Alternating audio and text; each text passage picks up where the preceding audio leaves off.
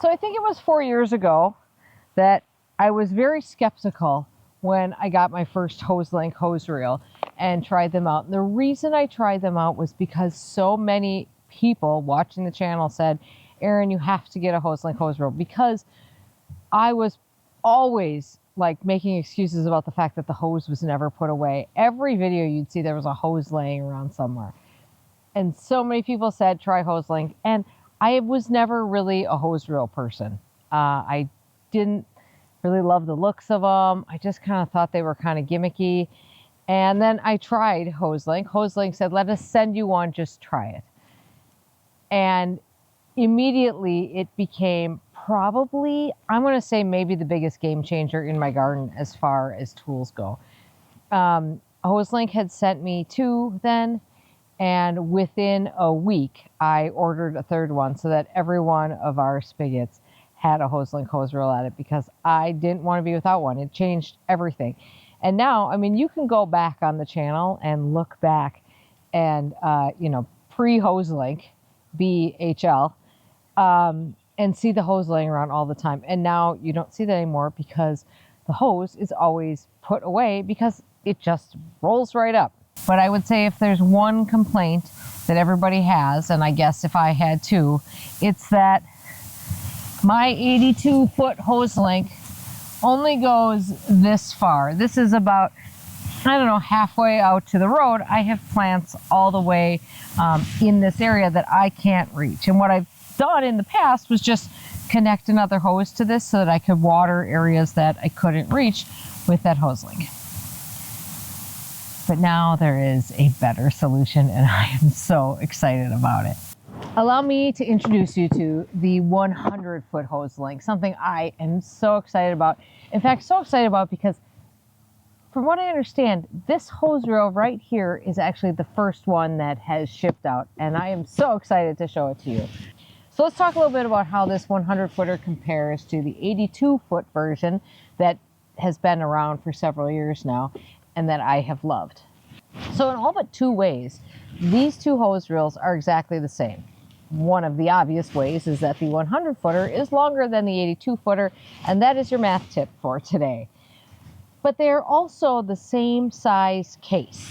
So this is the same size. The reel part is exactly the same size.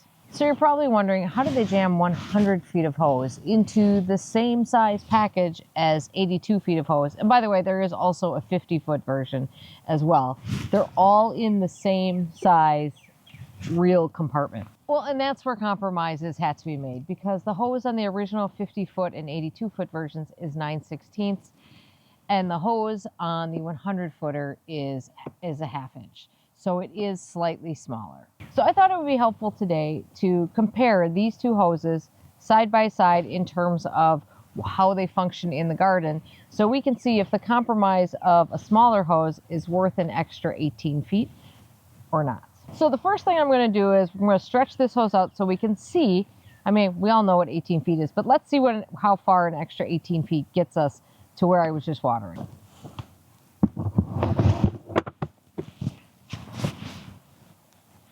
By the way, I'm a big fan of the Hoselink Quick Connect system. I, again, underestimate it because it's primarily plastic, and I've always used metal Quick Connects. It's so good. It's the only one I use anymore. Let's give it its first whirl.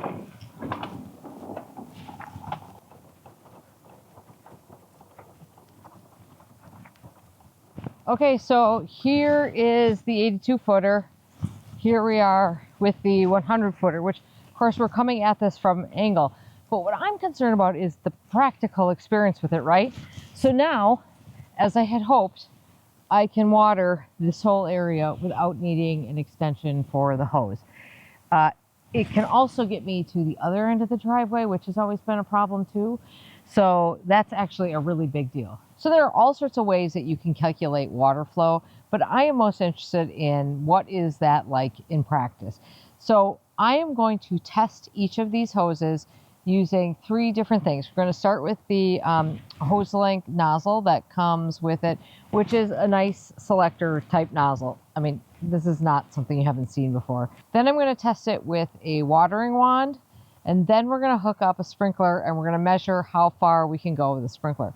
Keep in mind that we are on well water here, and I think that in general, well water is usually at a lower pressure than municipal water, although I'm sure that varies from place to place. So I'm hoping that this will be a good way to show you how far water is going.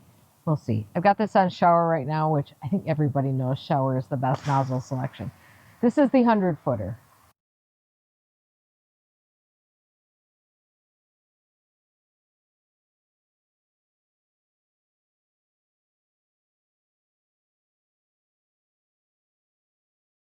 And then there's full, hitting my house perfectly. So Hoselink does make their own watering wand. I prefer this Dram one, but any attachment can hook up to one of their hoses. Like I said, I always use the quick connects, but you don't have to, obviously. Okay, here we go. This is the one I'm maybe most worried about. We'll see. I would say we're getting a little bit better reach with the 82-footer and a little bit closer to seeing the individual holes in the water breaker. You know, we're not getting a lot of water flow. We'll see how this compares with, I mean, there's a lot of water. It's just not coming out well through the water breaker. All right, now let's try it with a sprinkler. We're going to measure how far a sprinkler can go.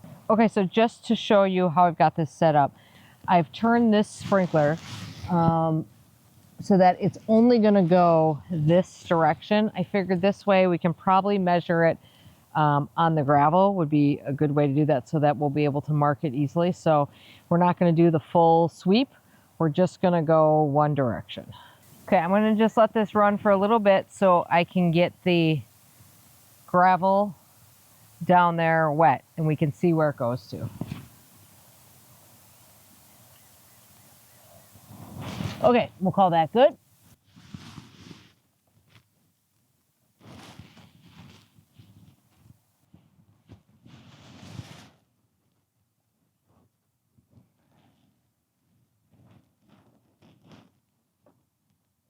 Before I do that, I want to go mark how far the water went.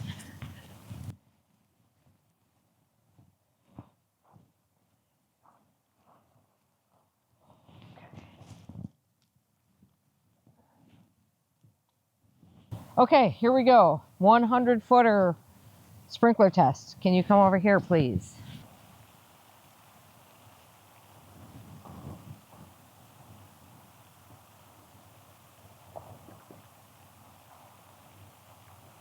Okay, so this stick and the nozzle marks where the 82-footer got to. I probably should have done this in the reverse order, but I stood there until I got wet, and I would say I was about here. So let's get something to measure that with. Well, coincidentally, it just so happens that it's basically the length of this wand is about the difference. I have to say I'm really surprised.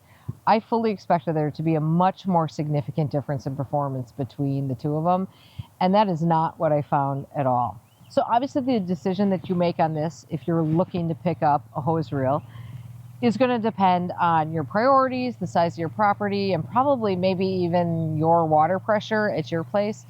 But for me, the small difference in performance that we saw with the 100-footer is not nearly enough for me even to consider thinking that I would rather have the 82-footer than the 100-footer. So as I mentioned, we have 3 hose bibs on this 1.3 acre property. And one of them, the one in the vegetable garden, we actually led a water line underground to get over there. It is not at all a professional operation whatsoever. The other 2 are on either side of the house. And my plan now is to put a 100-footer in front of the house and a 100-footer in the vegetable garden, actually. And that's because if I do that, I can get from out of the vegetable garden over to this garden over here.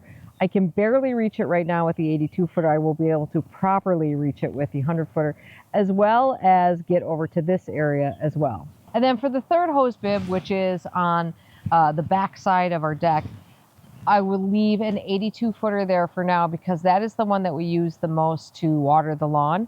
So if we do need to hook a sprinkler up to it, and I want that little extra reach, that one will be available for that. I can see that one getting changed out too, probably. But for now, since that one really is primarily used for just getting to the greenhouse and using it for the sprinkler, I think we don't need the extra length there now, that I don't need to invest in that at this point. So I rarely make videos that are quite so product focused, particularly when it's a video in which I partnered with a brand on, which I have in this case, and Hoselink did send me the 100-footer. But I really thought it was helpful for people to know what the sacrifices would be. And I wanted to know for myself too, but because I think there's going to be a lot of people weighing which one do I get, because of course the 100-footer is more expensive. And I will say, these are investment pieces. These are not inexpensive pieces of equipment. I've had my other 82-foot hose reels for 3 full seasons, and they have held up better than any other hose I've ever had. Not just hose reel. I've never actually even had a hose reel before I had Hoselinks, but any other hose that I've had. Okay, I hope you found that helpful. Big thanks to Hoselink for partnering with me on this and for just producing a fabulous product. All right, you guys have a great day in your garden. We'll see you soon.